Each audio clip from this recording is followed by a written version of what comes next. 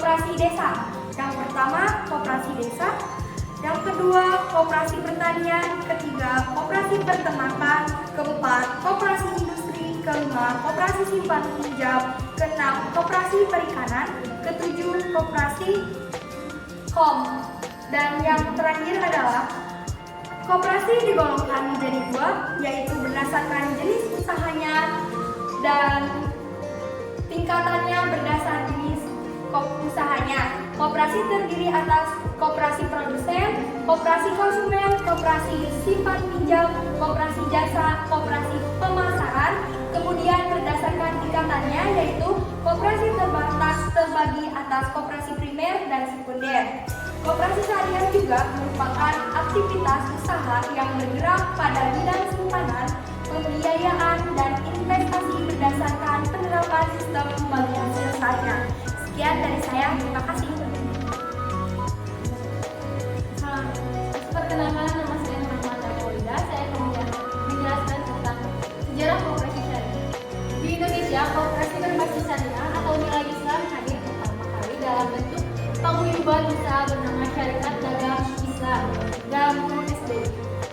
SDI didirikan oleh Haji Samanhudi di Solo, Jawa Tengah. Koperasi syariah mulai berkembang ketika banyak orang menyikapi maraknya pertumbuhan baik itu watamil atau BMT.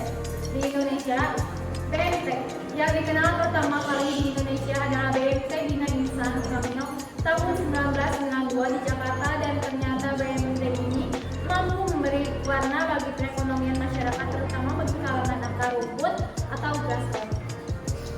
Namun berdasarkan Undang-Undang Nomor 7 Tahun 1992 tentang Perbankan menyebutkan bahwa segala kegiatan dalam bentuk penghimpunan dana masyarakat dalam bentuk tabungan dan menyalurkan dalam bentuk kredit harus berbentuk bank.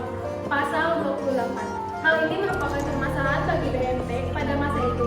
Namun demikian, untuk mengatasi permasalahan ini, maka muncullah beberapa lembaga pengembangan swadaya masyarakat (LPSM) yang memayungi kelompok swadaya masyarakat (KSM).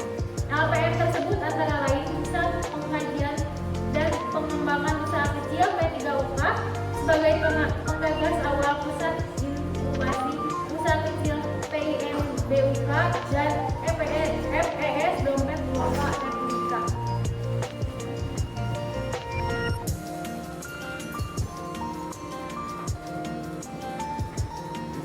Selanjutnya, perkenalkan, nama saya Ujang Praseoudin.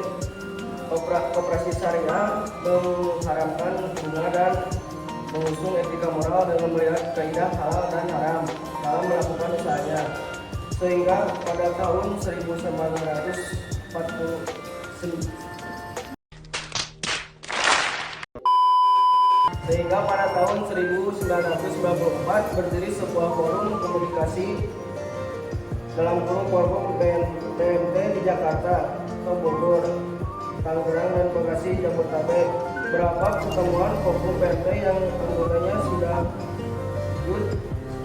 badan hukum koperasinya sekunder, yakni Koperasi Syariah di Indonesia Kosindo pada tahun 1998, sebuah koperasi sekunder dengan keputusan Menteri Koperasi yang diketuai oleh Haji Ahmad Hatta MA.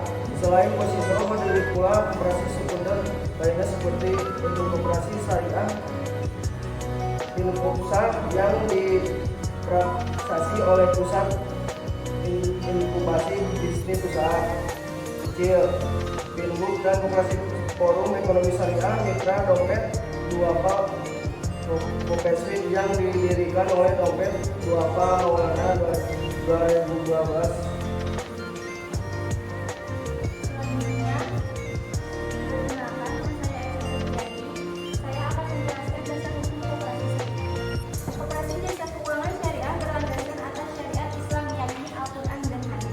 Sebagaimana firman Allah dalam Al-Quran surat Al-Maidah ayat 2 yang artinya, dan tolong menolonglah kamu dalam mengerjakan kebajikan dan takwa. Dan jangan tolong menolong dalam berbuat dosa dan pelanggaran dan bermasalah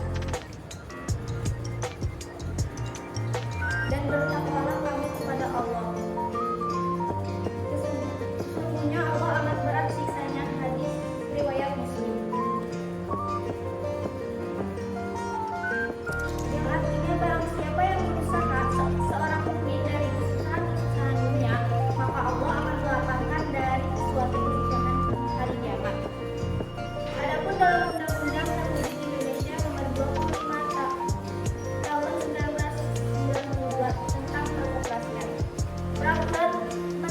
Peraturan Pemerintah Republik Indonesia Nomor 9 Tahun 1995 tentang pelaksanaan kegiatan usaha simpan pinjam lebih keras. Selanjutnya saya Agus Sangat Sarbian yang melanjutkan membaca Keputusan Menteri Negara Koperasi dan UKM Republik Indonesia Nomor 91/M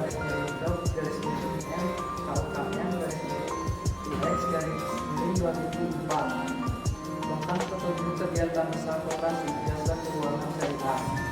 Peraturan Menteri Negara Koperasi dan Usaha Kecil dan Menengah Republik Indonesia Nomor 35 3/M KUKM-IX/2007 tentang pedoman standar operasional manajemen koperasi jasa keuangan syariah.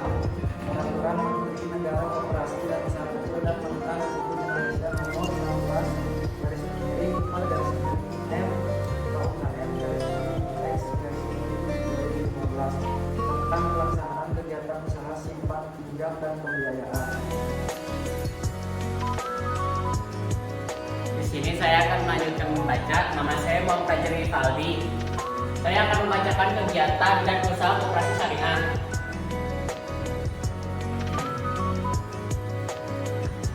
Dalam melaksanakan kegiatan operasional, koperasi syariah mengedepankan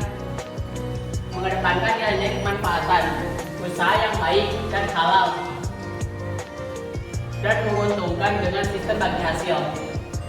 Setiap usaha yang dijalankan oleh koperasi syariah harus mengacu kepada fatwa dan ketentuan Dewan Syariah Nasional atau DSN dan Majelis Ulama Indonesia atau MUI, serta tidak boleh bertentangan dengan perantaran perundang-undangan yang berlaku di Indonesia.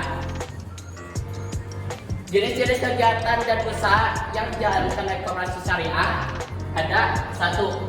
Himpunan dana. Penghimpunan dana. Pengurusan koperasi syariah harus memiliki strategi, keaktifitasan dan inovasi dalam menggalang dana, mencari sumber dana yang baik, dana baik yang diperoleh dari anggota maupun pinjaman, atau dana-dana yang bersifat hibah dan sumbangan.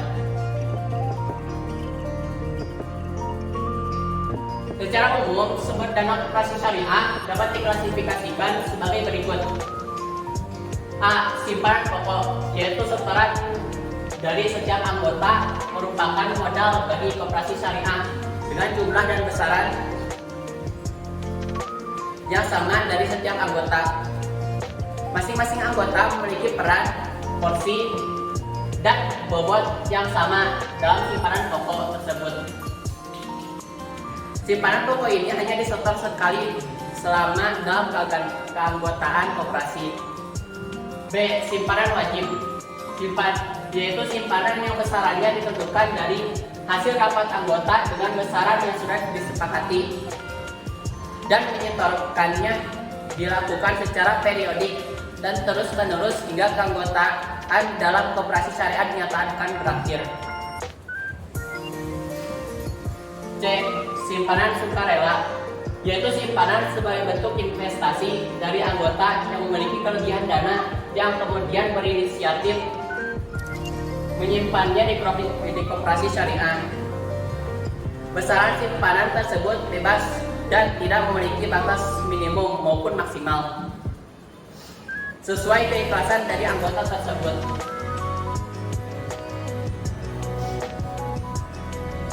Selanjutnya, perkenalkan, nama saya Aisyah Mujara. Saya akan menjelaskan sumber dana. Simpanan sukarela terdiri dari dua skema.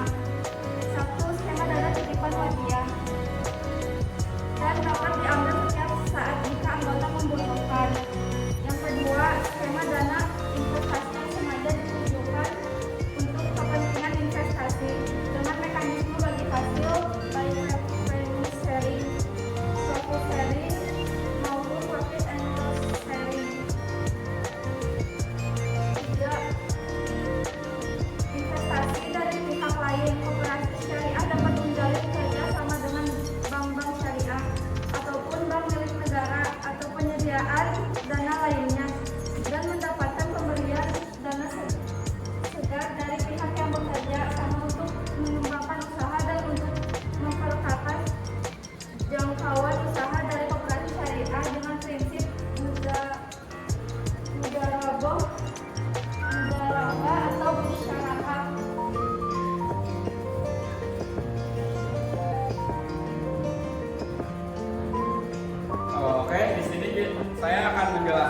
tentang hikmah dan manfaat koperasi syariah. Koperasi syariah menjadi sokok guru perekonomian umat Islam. Kehadirannya berperan penting dalam pengembangan ekonomi kerakyatan dengan berlandaskan prinsip-prinsip syariat Islam. Manfaat dari koperasi syariah yang dapat dirasakan masyarakat antara lain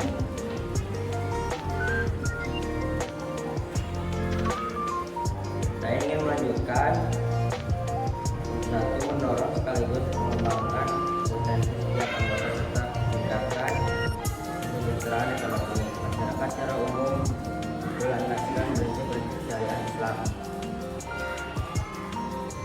Dua, meningkatkan kualitas sumber daya manusia terutama pengurus dan anggota. Koperasi syariah agar lebih profesional, amanah, konsisten dan konsekuen menjalankan praktik-praktik ekonomi berdasarkan syariah. Tiga, meningkatkan perekonomian nasional yang menjadi usaha sama berdasarkan asas demokrasi dan kewargaan. Empat, menghubungkan penyedia dana dengan pengguna dana sehingga pemanfaatan ekonomi menjadi lebih optimal. Lima, memperkuat keanggotaan koperasi sehingga saling bekerjasama dalam melakukan pengawasan terhadap rasionalisasi koperasi. Enam, membuat dan memperluas lapangan kerja bagi anggota masyarakat umum. Demikianlah pembahasan tentang koperasi syariah. Semoga bisa menambah wawasan untuk kita semua dan bermanfaat untuk kita ke depannya. Mohon maaf bila ada kesalahan dan pengurangan kata.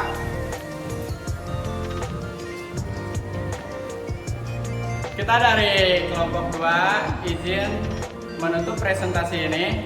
Wassalamualaikum warahmatullahi wabarakatuh.